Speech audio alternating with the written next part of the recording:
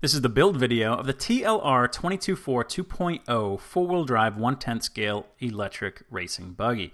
Now don't forget to check out the full article at RCTech.net.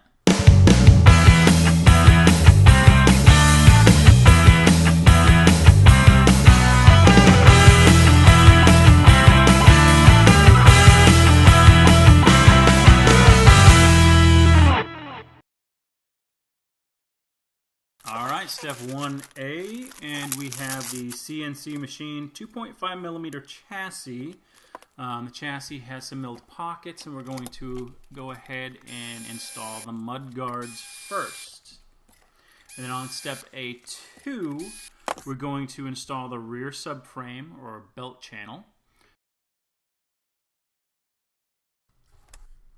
Now the kit does include black grease, thread locker, T-wrench, and a turnbuckle wrench. Now this turnbuckle wrench is pretty thick, and it seems to work really well.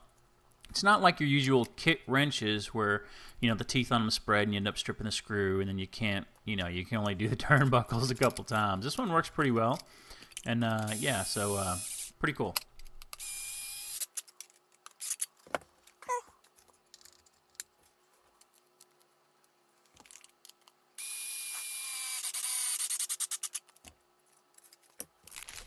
Alright, so now we're going to install the lower belt covers, or as TLR calls them, the subframes. Now the motor mount here, this aluminum motor mount, actually snaps right into the front belt cover, and then the middle one snaps onto it, and it's one piece now. I mean, no screws, just kind of snaps into place, and then you just line that up on the chassis and screw it together.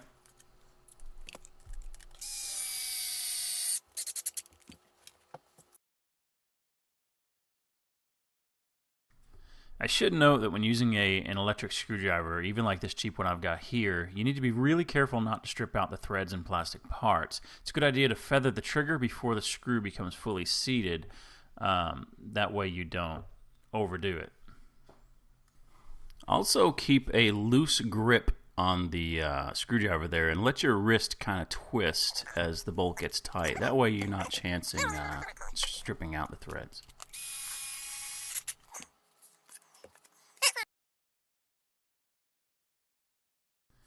Now I noticed throughout the build where the manual didn't exactly line up with the labels on the bags. For instance, step A4, the parts for that step were in bag A2. On step A6, the parts for that bag, which is what I'm on, were in bag A3.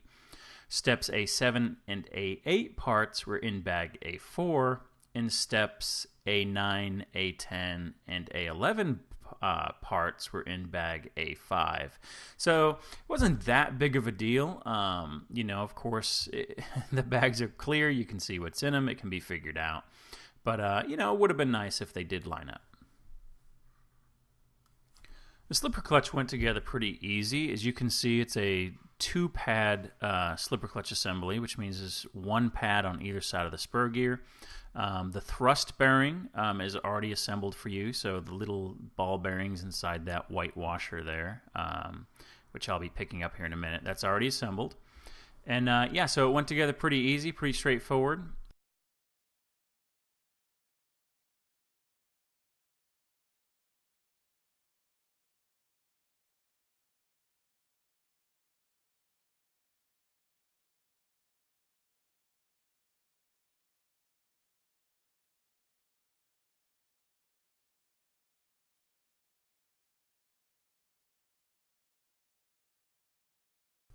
Now I'm putting on the full-time four-wheel drive pulley here, and TLR offers a clicker assembly that you can put on, which acts as an adjustable one-way bearing. And I discussed that more in the actual article, so go to RCTech.net and check out the full article and go into more detail about that clicker.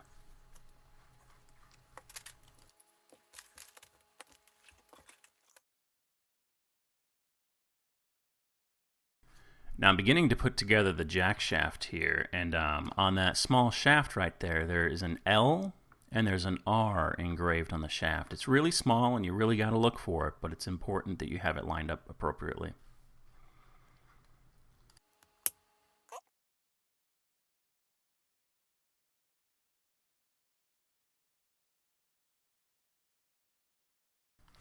Now, E-clips are used quite a bit in the assembly of the pulleys and stuff like that, so even in the shock shafts and all. But it was nice, TLR did include a few extras. I did have one fly off, but they did have a few extras with the kit.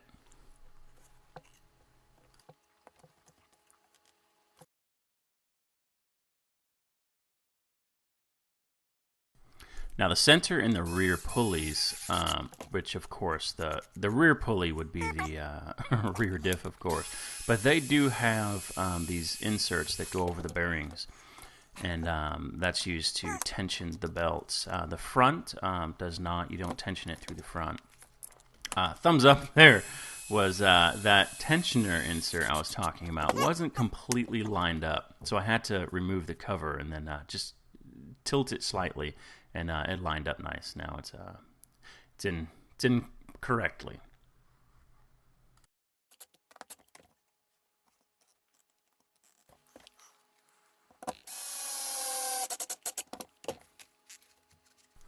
Now the TLR 224 2.0 uses gear diffs instead of ball diffs, and in order to fit gear diffs inside of a vehicle that was designed for ball diffs, they had to use a true planetary gear assembly.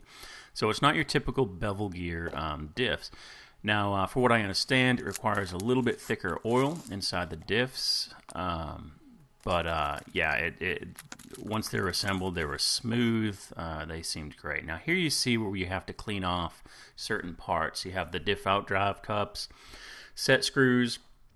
A buddy of mine also told me that I need to clean the outdrive shafts with the flat spot where the set screw goes. That way you don't chance any of the residual oil left over from machining to mix in with the Loctite.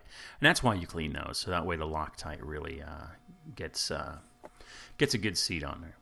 Now, that little shim right there, the first time I built the diff, I forgot to put that shim in on both sides. And so as you can imagine, that outdrive gear would have, if left out, eaten away at that rubber O-ring.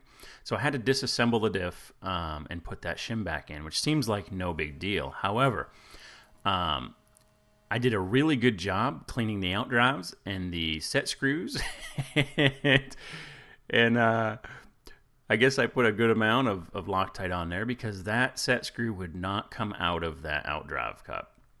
It ended up stripping, and I had to drill it out with a drill. Luckily, I didn't damage any of the threads inside the outdrive cup, and I had a spare set screw it's the same size as some of my pinion gears. So it all worked out in the end. It just cost me a little bit more time. It wasn't the fault of TLR. It was my fault entirely. Those things are supposed to stay on. The set screws are not supposed to come out, so it was in there really good. I just had forgotten.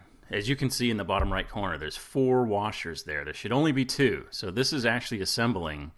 I kind of messed with the footage here, but that's actually assembling the diff without those shims in there, and I had to pull it back apart and put the shim inside there. So yeah, it was kind of, like I said, it was a pain in the butt. But it was my fault entirely. Here I have them assembled correctly. Now you can see above right there, those are those inserts I was talking about for the belt tensioners.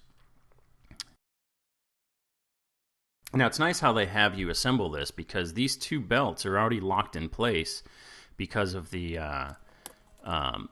top middle belt cover. So it locks those belts in place. So you're not really messing and fumbling with belts, and they're not trying to come off as you're putting them on. I mean, it's very simple and real easy. Yeah, it seems like it would be a complicated design. I know some, complain about the design. But, man, I got to be honest with you. I had really no trouble as far as the design of the buggy, putting it together. I think it went together great. It was fun to build, actually. All right, so now here you have a little plastic channel which snaps into place, and that just protects the belt from this belt crank system here, because that Ackerman link right there is going to go right through that channel. That way they can have that front belt, and they don't have to have the whole steering assembly above or below the belt. It goes right through the center of it. And it worked out great. Steering is smooth. The belt still is able to reach the front. Now you can see that there's no inserts on that front diff, it's just the ball bearings. So there's no adjusting the belt in the front, you adjust it with that center shaft there.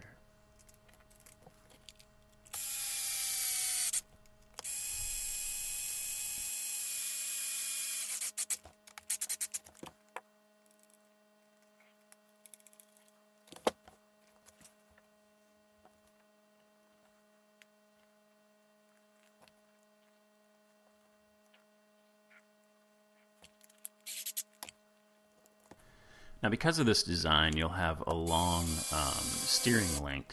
The servo sits back kind of toward the center of the chassis, which is a little bit unique, but it works out.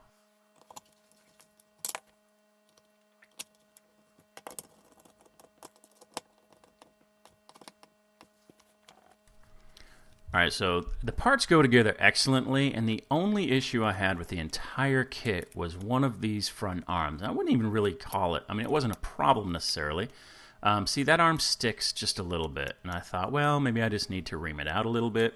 So I took it off, and then I put the pin in the arm and spun it around, and it really wasn't sticking inside there. So it wasn't that the hole was too small, it was just binding a little bit. Right there on that front pivot block. So a little bit of a file, small file, just a teeny bit of filing on the arm and also on the pivot block, and then it freed it up. So not a big deal again, but that was really the only issue I had at all with the parts not fitting properly. See, I still got to do a little bit more. I go ahead and file the pivot block right there a little bit too. And just some burrs and stuff sticking out. So other than that, though, I mean, everything went together absolutely perfectly. Well, I should say, of course, perfectly, other than the mistakes that I made, but those were my fault, and they were in no way, shape, or form TLR's fault. Now here's the bumper. It snaps in the back, and 2 screws hold it on. Pretty simple. The shock towers, man, the shock towers are great on this thing. Really heavy duty. We're not even at the back one yet, but I'm just going to mention it. The back shock tower is awesome. Just the design of it. I mean, they're strong and they look great.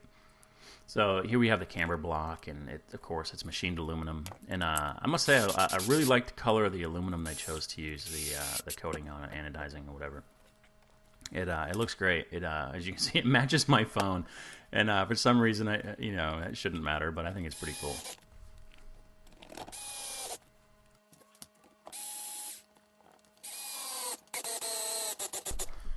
All right, well, that was step A1 through D5. In the next video, we'll pick up at D6, which is assembling the CVA drive shafts.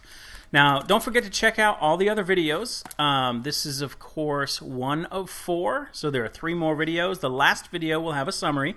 And please go to rctech.net and check out the full article with photographs and more information. Thank you, and if you wouldn't mind, please like and subscribe.